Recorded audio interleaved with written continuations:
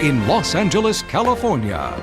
The Academy of Motion Picture Arts and Sciences invites you to the 8th Annual Academy Awards. Ladies and gentlemen, please welcome your host.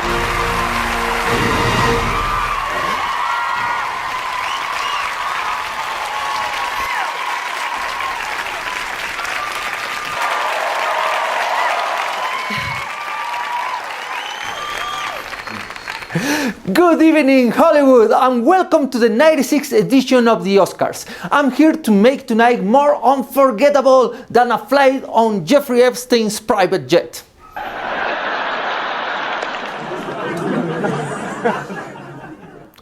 Oops, that was definitely on my do not mention list.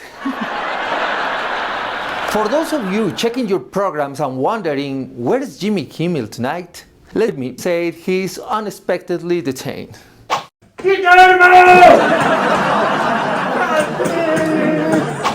So you may be asking, who's that handsome guy on stage? I'm Daniel Machado El Jack, straight out of Ecuador. Yes, ladies and gentlemen, you heard it right, Ecuador. This is as surprising for you as it is for me, because even my GPS was shocked when we arrived at the Dolby Theater. It asked me, "Are you sure this is the place?" Walking into the theater earlier, who do I see but Tom Hanks himself breezing past me? They say he's got 9 lives because whenever he travels, every possible disaster happens. His ship gets hijacked, his plane crashes, he's stranded at an airport, marooned on a deserted island. Honestly, Tom Hanks' travel history alone should qualify him to be the official spokesperson for an insurance company. Does anyone know how much Matt Damon has spent trying to track down him? Between Interstellar and The Martian, Matt's probably earned enough frequent flyer miles searching for Tom to fly us all to Mars.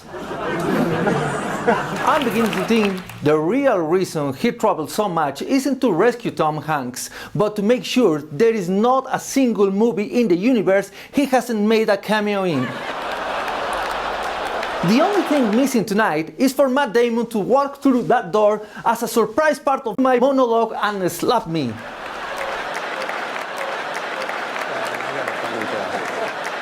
Speaking of superheroes, I really admire Robert Downey Jr., who is nominated tonight for Best Supporting Actor.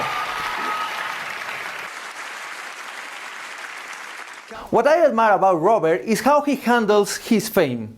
On any given day, he can go from speaking at the UN to making a YouTube tutorial on how to be as cool as Tony Stark.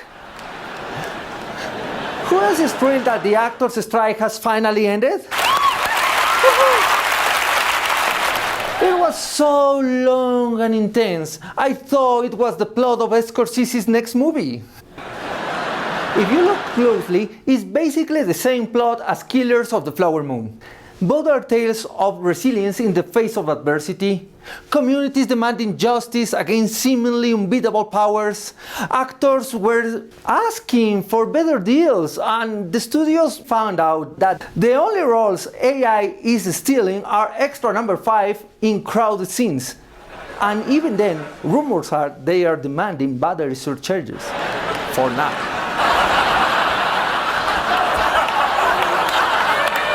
So here we are, ready to celebrate the best of cinema. Because if there's one thing Hollywood recycles better than plastic, it's ideas for sequels and remakes. In this industry, we are experts to convince anyone that the 10th sequel to a movie was absolutely necessary. Fast and Furious 23, now with boats. Or Fast and Furious on Mars, starring Vin Diesel and Elon Musk. Easy there, Elon Musk. No one is taking your rockets away. I always watch the Oscars from my couch at home. And one constant, aside from my failed attempts to predict the winners, was seeing every host greet Meryl Streep. Although no one mentioned it to me here, I don't want to risk being banned from Hollywood or breaking the tradition, so hi Meryl, if you're around. I mean, we all know the Oscars don't officially start until you arrive. In fact, I believe the color palette used in the set design is consulted in advance to not clash with the color of your dress.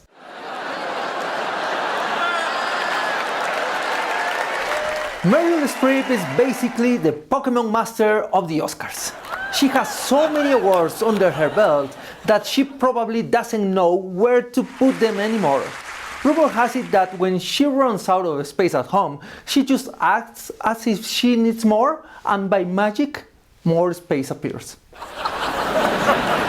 From here, I can see Pedro Pascal. He's like a human Starbucks. You see him everywhere, and I'm not complaining. Maybe the real Game of Thrones was figuring out how to get Pedro Pascal into every series and movies possible. Need a neighbor? Pedro Pascal. Need a villain? Pedro Pascal. Need a singing cameo?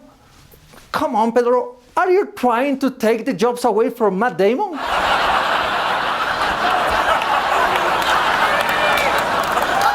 I missed Pedro Pascal in The Society of Snow by Juan Antonio Bayona, one of the Oscar nominees for Best Foreign Film.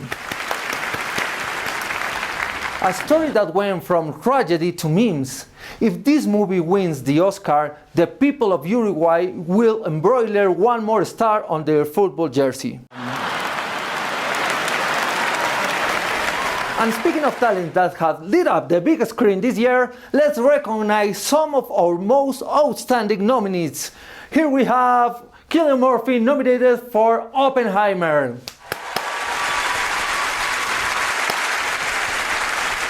His portrayal as a scientist who changed the world is so intense that after watching the movie, I even felt guilty about the times I used the microwave out of sheer laziness. Then we have Emma Stone in Poor Things, giving us a performance that brings the dead back to life, literally. She's so good. If she decides to make a movie about paint drying, not only will she receive an Oscar nomination, but the paint will win the category of the Best Supporting Actor.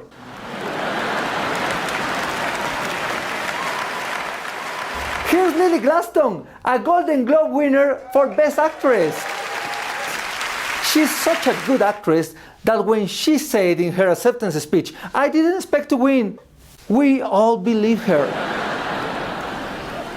Martin Scorsese is back, nominated for Killers of the Flower Moon, the movie that makes you say, "Wait, is it still going?" Scorsese is a genius, taking us on an epic 20-year journey, and then the last 5 minutes summing up another 20 years in a play. Marty, you are a genius, but after 3 hours and 26 minutes of film, even Leonardo DiCaprio was looking for the fast-forward button. Here we are scratching our heads, wondering how in a world where Barbie can be anything she wants to be, the Academy failed to see Margot Robbie and Greta Gerwig for their major awards. One of the biggest grossing film of recent times. I'm not judging, but as if the Academy said, "We adore your feminist movie, especially the guy's part." Don't get me wrong. Ryan Gosling does an outstanding job as Ken, evidenced by his nominations for Best Supporting Actor and Best Original Song, proving that even in the world of Barbies, there is room for a Ken to shine too. But don't let this overshadow the brilliance of Barbie. After all, 8 nominations are nothing to sneeze at. It's a testament to the talent, creativity, and cultural impact of the film. One of these award season snubs that truly left me breathless, Mario Brothers. But here we are, checking the nominee list, and where is it? Especially in the Best Song category. They rob me of that moment where I see Jack Black at the grand piano dressed as Bowser singing peaches, peaches, peaches, peaches, peaches, peaches, peaches, peaches, peaches, peaches. Peaches. Yeah. But for all actors and actresses, here's the key to winning an Oscar. Step 1. Choose a biopic. Biopics are all the rage. It seems Hollywood has found its golden goose for the Oscars. Find a story about personal triumph, a historical disaster, or the life of someone famous. The more potential for tears, the better. Bonus points if it is in black and white. Step 2. Pick me. And let's face it, having me as the lead is not just casting, it's making history with humor. Plus, you get to say, we went global on all the fancy parties. Who doesn't love bragging, right? Step 3. Make sure it lasts more than 2 hours. The unwritten rule. If it's shorter, it's for the Golden Globes. If the editor's cut him. Trust me, it works. From Rami Malek transforming into Freddie Mercury to Bradley Cooper waving the baton as Leonard Bernstein in Maestro, it seems the foolproof recipe for an Oscar is having someone famous in the title. Oppenheimer, more like Oscarheimer. There you have it. Ladies and gentlemen, remember, in cinema as in life, if you are going to make mistakes, make sure they are big enough to win an Oscar.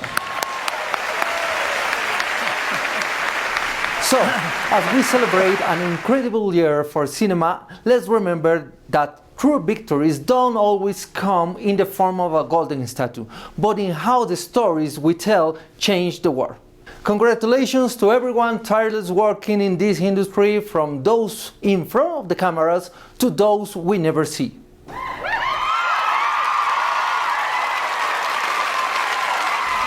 A huge shout out to my people in Ecuador. Your ability to find the only Wi-Fi spot in the middle of the jungle is the real inspiration behind my perseverance here tonight.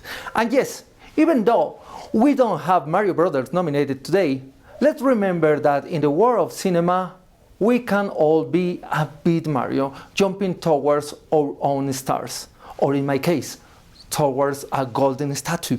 And remember, if things don't go as expected, you can always blame the screenwriters. Come on, Ecuador, tonight we all celebrate. Thank you very much. Nos vemos en tiempo de choclos. Gracias. Chao.